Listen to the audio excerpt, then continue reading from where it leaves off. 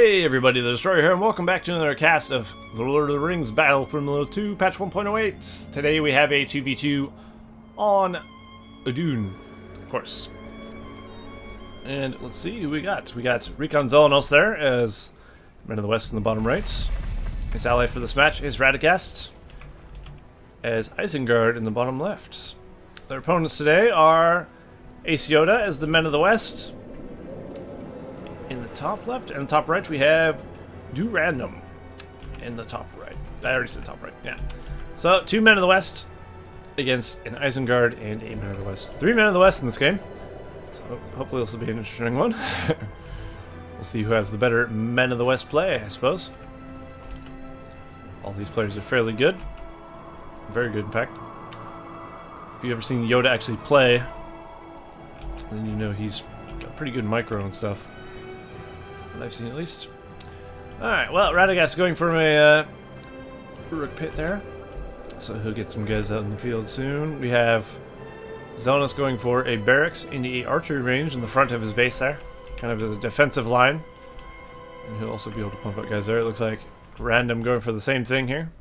Except for he's going for two barracks instead of two barracks in archery range. Of course, Gondor soldiers are 200. Gondor archers are 200 as well, actually. Interesting choice. I didn't realize they were balanced that way in this patch, but that's interesting. That would actually probably be good for our patch as well. Patch 1.0, patch 2.02, Rise of the Witch King. I wouldn't mind if they were balanced more like that. Maybe not that cheaply. Maybe 300 or something. But this definitely makes them more affordable. We have YodA putting his buildings behind his base instead, so they'll be a bit more secure, and he is getting some archers and Gondor soldiers out in the field. And we already have action down here. Apparently I'm observing someone. Someone's gone for Elven Wood, just 50% armor. Xelenos has gone for it. RaD3GaST has gone for Crewbine. RanDoM has gone for Elven Wood, and YodA's gone for Elven Wood as well. So Elven Wood seems to be the starting power for the Men of the West that people choose. And RanDoM is going to target down this farm here, trying to avoid as much archer fire as possible. It looks like the Elven Wood here is actually belonging to Xelenos. I think he overwrote RanDoM's as well, since he already had his casted. And then YodA obviously threw his down there. YodA's building a fairly sizable force, getting ready for an invasion. Or defense, possibly. This builder's taking a bit of damage, but it seems okay. RanDoM pointing there is a battalion here. He does see it. He will engage that shortly. Looks like an archer battalion has been sent over here from YodA to help out his ally, who does not have archer support, since he went full-on barracks troops. Of course, he is probably been taken to town by these archers. Look at all these archers, holy crap. Is that 4 battalions of archers? Yeah, that's a Gondor soldier's worst nightmare, really. So I'd say you need some horses over here. And indeed, RanDoM thinking the exact same thing. He's going for a stables. So if he can manage to get some horses over here, they will do pretty good damage. And now Xelenos going for some Gondor soldiers as well. Meanwhile, YodA trying to fend off these Urukai. Seem to be running rampant in his lands over here. Nobody has a single fire in the center as of yet. We have pikemen out in the field for RaD3GaST down here, and as well as some crossbows out in the field. 2 battalions now. Very nice.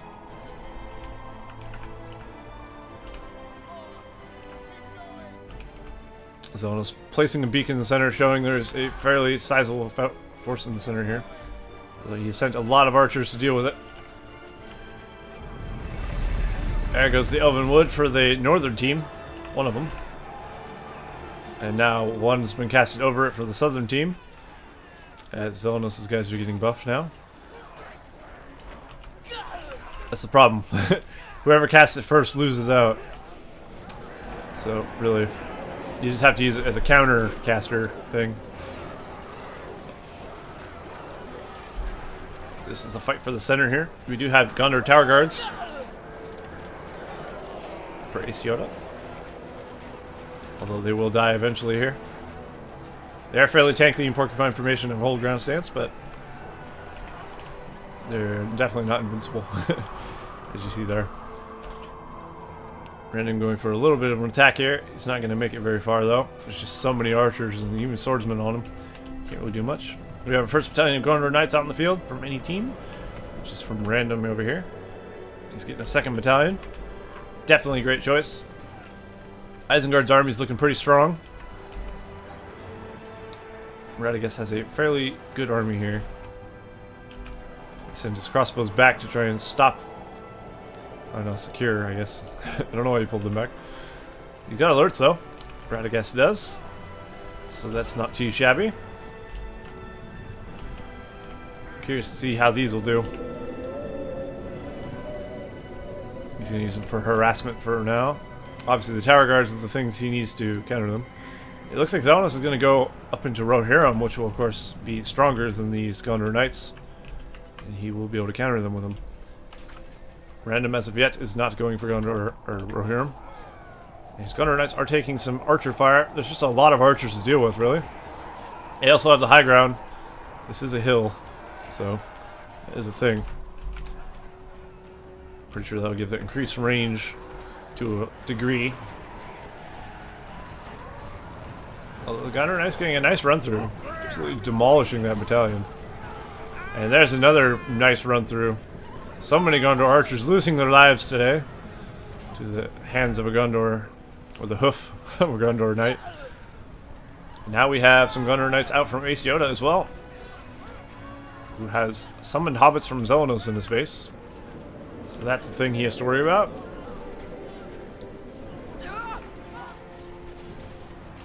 Here goes the firecracker. That thing can be quite deadly, as you see there. And now RaD3GaST pushing him with his Isengard force. He's going to take this farm and then potentially do some more damage after that. Although RanDoM does have his horses alive and trampling. Devastation being used by Isengard, freezing the army here and also taking some of these trees growing around the Men of the West Fortress that oddly grow around for whatever reason. I'll never understand why they grow around the fortress, but they do. It's just strange to me. Hopefully in patch 1.09, the next patch, 1.09, let me say that again, they don't have that. They do have a nice, like, bottom ground thing around the fortresses, kind of like BFME 1 does, though. Which is pretty cool. Or the dwarves in patch 1.08, I think, have it, don't they? I don't remember. Guess we'll see in the future. Guess I'll probably do some 1.09 casts if there are any out there once that releases. Assuming I can install it without breaking my game. That is. We have a battalion of Rohirrim out here for Xelenos. Xelenos' tower guards, Rohirrim, and Gondor archers. Pretty strong force. RanDoM has a pretty strong force as well, though. So Gondor soldiers and Gondor knights here. No archer support, though. Ah, we have berserkers here. Absolutely beast moding over here. RaD3GaST going for berserkers and pikes. Not bad. That's a horse's worst nightmare. There's Tom Bombadil somewhere. There it is. Xelenos being summoned, or Tom Bombadil being summoned by Xelenos. I don't know if you would target the fortress. That's probably a bad idea. RanDoM does have a Boromir, who gets his horn at level 3. Of course, it's not going to do much against Tom Bombadil, but I think the horn doesn't even work if the Elven Wood is there. Nope, it doesn't affect it in this patch. RanDoM has been defeated. Actually, he's actually left the game here, leaving his base to Ace YodA, and Ace YodA has been defeated as well. So the northern team being defeated there, southern team taking the victory with an overwhelming amount of force. So there you go. Well played to those players in that match. Bit of a shorter one, but pretty good nonetheless. So hopefully that was enjoyable, and I'll see you guys next time.